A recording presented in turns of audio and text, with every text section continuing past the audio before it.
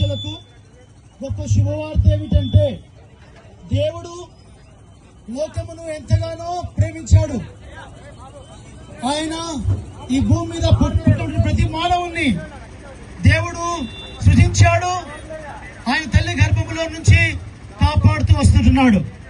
దేవుడు లోకమును ఎంతగానో ప్రేమించి మరి ఆయన మన పాపముల నుంచి విడిపించడానికి తన కుమారుడైన యేసు ప్రభును ఈ లోకానికి పంపించాడు. దేవునికి మానవునికి మధ్యవర్తి ఒక్కడే, ఆయనే యేసు క్రీస్తు నరుడు. ఆయన ద్వారా మనకు పాప క్షమాపణ, పరలోక రాజ్యం, నిత్య జీవమై ఉన్నది. కాబట్టి ఏ భేదము లేదు. అందరూ పాపము చేసి మరి దేవుడి నుంచి మహిమను పొందలేకపోతున్నారు. కాబట్టి ఈ భూమి మీద పుట్టిన ప్రతి ఒక్కరికి రక్షణ అవసరమై ఉన్నది.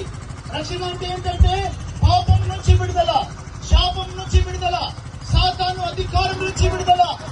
మీరు ఏమైనా సమస్య కూడా వెతుకుతున్నారో ఆ సమస్యల నుంచి విడుదల అయి ఉన్నది. కాబట్టి ఈ మానవుని రక్షించేది మరి ఏ దాన ధర్మాలు కాదండి. యేసు ప్రభు మాత్రమే మానవుని రక్షించగలడు. ఎందుకంటే ఆయన దేవుడు.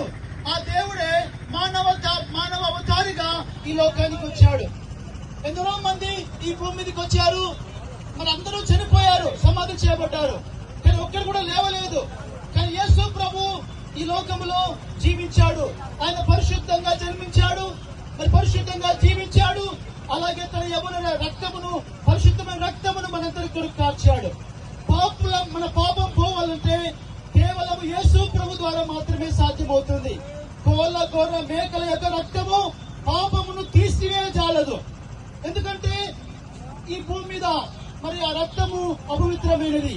కాబట్టి దేవుడే వచ్చి ఆ రక్తము కాస్తే తప్ప మానవునికి పాప విమోచన లేదు. ఈ భూమి మీద మానవుడు మరి పాపం పోవడానికి ఎన్నెన్నో ప్రయత్నాలు చేస్తూ ఉంటున్నాడు. చూడండి, 2000 సంవత్సరాల క్రితము యేసు ప్రభు ఈ లోకానికి వచ్చాడు. ఆయన మానవ అవతారిగా వచ్చాడు. దేవాది దేవుడై ఉండి ఈ లోకంలోకి వచ్చాడు. మనలందరినీ దేవుడు ప్రేమిస్తుంటున్నాడు. నువ్వు ఎటువంటి కులములో ఉన్నా, ఎటువంటి జాతిలో ఉన్నా, నువ్వు ఎరుపున్నా తెలుపున్నా, నువ్వు చదువున్నా లేకున్నా, దేవుడు నిన్ను ప్రేమించాడు. తన కుమారుడైన యేసుక్రీస్తును నీకు అనుగ్రహించాడు. ఈ గుడ్ ఫ్రైడే సందర్భంగా, ఈస్టర్ సందర్భంగా మీకు శుభ సందేశం తెలియజేస్తున్నాను. క్రీస్తు మీ కొరకు చనిపోయాడు, మీ పాపముల కొరకు చనిపోయాడు. కేవలం క్రైస్తవ సమాజానికో ఇంకొక వేరొక సమాజానికి మాత్రమే చనిపోలేదు, ఒక తెగల వారికి మాత్రమే కొరకే చనిపోలేదు. యేసు ప్రభు అందరి కొరకు ఆయన చనిపోయాడు. ఎందుకంటే ఏ భేదం లేదు, అందరూ పాపము చేసి ఉంటున్నారు. మానవుడు పుట్టుకతోడనే అబద్ధములు ఆడుతూ ఉంటున్నాడు. మానవుని జీవితం చూస్తే ఇప్పుడు ఎంతో పాప భరితంగా ఉంటున్నది. మానవుని జీవితంలో చూసినట్లయితే అసూయ, ద్వేషము, పగ, దొంగతనములు, వ్యభిచారములు, నరహత్యలు, రోజు రోజుకి క్రైమ్ రేట్ పెరిగిపోతుంది. ఎందుకంటే మానవుని జీవితము మరి అలాంటిది.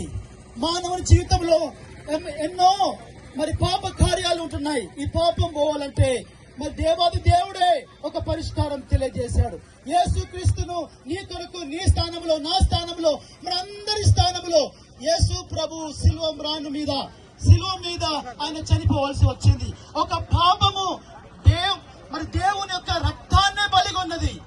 కాబట్టి ఆ దేవుడి లోకానికి వచ్చి నీ పాపల కొరకు, నా పాపల కొరకు ఆయన చనిపోయాడు. యేసు ప్రభు అంటే ఓ క్రైస్తవ దేవుడని అనుకోవద్దు. యేసు ప్రభు అంటే ఓ అమెరికా దేవుడని అనుకోవద్దు. యేసు ప్రభు అంటే బైబిల్ చెప్తున్నది అందరికీ యేసు ప్రభు అయి ఉన్నాడు. కాబట్టి మీరు ఎవరైనా కూడా యేసయ్యా నీవే నా ప్రభు అని ఒప్పుకుంటే ఈ సమయంలో నువ్వు రక్షణ పొందుకుంటావు. నీ పాపము నుండి, నీ శాపము నుండి, సాతాను అధికారం నుంచి నువ్వు విడుదల పొందుకుంటావు. కాబట్టి ఈ పట్టణ ప్రాంత ప్రజలకు ఇంత మరి హడావుడి చేస్తున్నాం. ఎందుకంటే ఈ రక్షణ సువార్తను నీవు కూడా తెలుసుకోవాలని ఈ విషయం తెలియజేస్తున్నాను. ప్రభు మిమ్మల్ని దీవించి ఆశీర్వదించును గాక. యేసు తప్ప వేరొక మార్గం లేదండి.